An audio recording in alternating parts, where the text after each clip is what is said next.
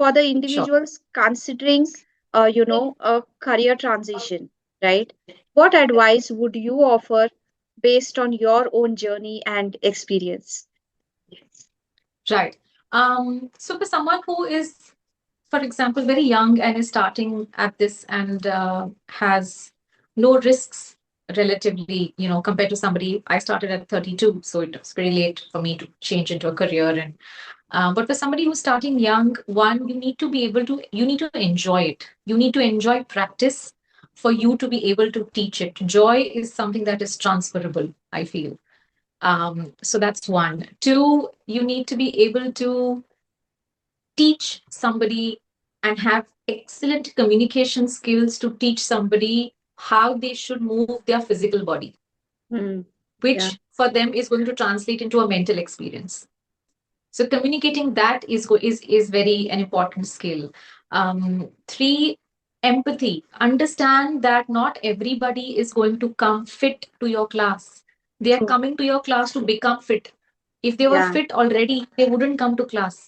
So you Yes. have to be empathetic and extremely understanding that everybody has a different body, lifestyle, mental capacity, structure, and make room for your in your own head and in your class to make everyone feel welcomed and make them feel that they can do this. It's just a matter of time. True.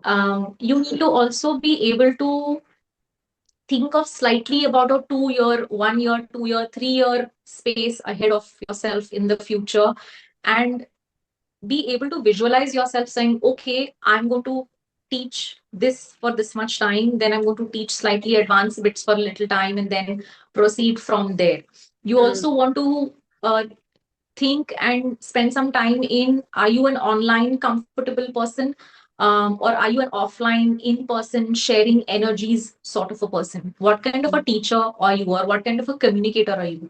A lot of people may feel that they can communicate way more easily in a physical in a physical offline studio class because they can see the student and they can adjust them, while a Yeah. lot of teachers prefer online because they are okay with the screen and they are okay with communicating just by verbally demonstrating and on the screen sharing what they want to do. There are some teachers who are comfortable with both.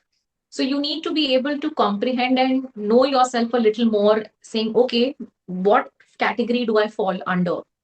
You also need to be able to be okay with the fact that this is not like a job. So you will not get a fixed paycheck at the end of the month. Sometimes Yeah. students may come to you, sometimes they may not come to you. Some Hmm. student may not like your teaching pattern and they might go and tell somebody else, oh, I don't think she or he is a great teacher. Maybe you could look for someone else. So there is Hmm. always room for slight loss of student, True. sign ups or registration. So you have to be okay with fluctuation in how much money or how much earning you need to do. At the end of the day, this needs to be financially viable for you also. So for it to be financially viable, you need to be so good at it that people don't mind paying you for it. Right. Yeah. Yeah. It is not unlike a corporate where, you type an email, you make a report and you send it to somebody. Here, somebody is coming with their mental state, the state of their physical health in your class, and you are trusted with the extreme privileged responsibility of being able to change that state. True. So Yes. you have to be very, very careful about how you conduct class. You have to be very, as a person, you need to be someone who is respecting, who's non-judgmental, is empathetic towards somebody and say, don't worry, we've got this. It's okay if you can't do that much. Today, you need to do 0.2%. 6 months later, you will be able to do 1%. That is also progress, Absolutely. Yes.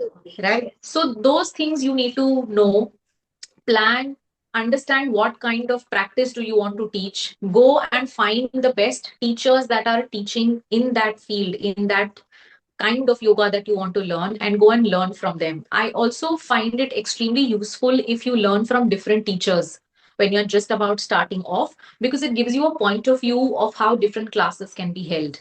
Hmm. Some teachers Yeah. make classes very fun and comedy. They add humor to it, and it's a very energetic class. Some teachers are very strict and very upright and uptight about the way they expect a very high level of strictness and silence and discipline in class. So it depends on what kind of a person the teacher is and how Yeah. they perceive yoga. because True. that practice is going to fall back on you as a student. You're going to absorb that energy of the teacher and then go back home. Yeah. So figure out what kind of a teacher you are, figure out what kind of a person you are, what kind of a practice do you like teaching and taking and learning. What kind of an environment would you want your class to be? Is your Hmm. class going to be a serious environment? Is your class going to be a sweaty, calm workout, get the workout out of the way sort of a class? What kind of a class do you want to create? What is the definition of your safe space? Because True. that is what the student is going to come into. So these Absolutely. things are something that you need to figure out. Financially, you need a backup plan. So give yourself X number of months or a X number of duration, months, weeks, could be whatever that works for you, to put yourself into this and figure out if you can do this or not. Are you enjoying it? Do you see yourself doing this for a long time? Do Hmm. you see yourself upgrading yourself to do this for a long time? It is not like a corporate where you fill up a form and you write an email and then it's on the other person. No, practice means you have to be able to do it yourself. You have Yes. to be able to understand and tell the student, if your hand moves from this angle to that angle, the outer edge of your right heel is going to feel this. Hmm. For you to explain it to other person, you have to experience it yourself first. So are you ready to put in and your body and your practice to that degree to be able to get the awareness to teach somebody else? Are you that person? Absolutely. Absolutely. Those things are very important because here you're dealing with somebody's physical, mental, emotional being. You True. don't know when people are on a practice mat in your class, they are at the most vulnerable Yeah. because they have exposed themselves and they've trusted you with having an experience with you. So you already have a lot of power. You need to be able to use it very, very responsibly, Well and said. not Well just for the said. likes and subscriptions and the followers. And it's not a gym, it's practice, it's mental practice. More than physical, it's a Absolutely. lot of practice. So these are the things I would want somebody who's trying to get into this to remember. Make notes, write down, make an exercise, do pros and cons. You may feel differently in 6 months, you may feel differently in a few classes also, but keep a True. check. You have to be very aware of what you're doing and why are you doing it, what's the purpose of you doing this. So I think those are Absolutely. some things I would want a newcomer to think of before they just randomly decide and say, one day I want to become a yoga teacher. Okay, but True. think through it.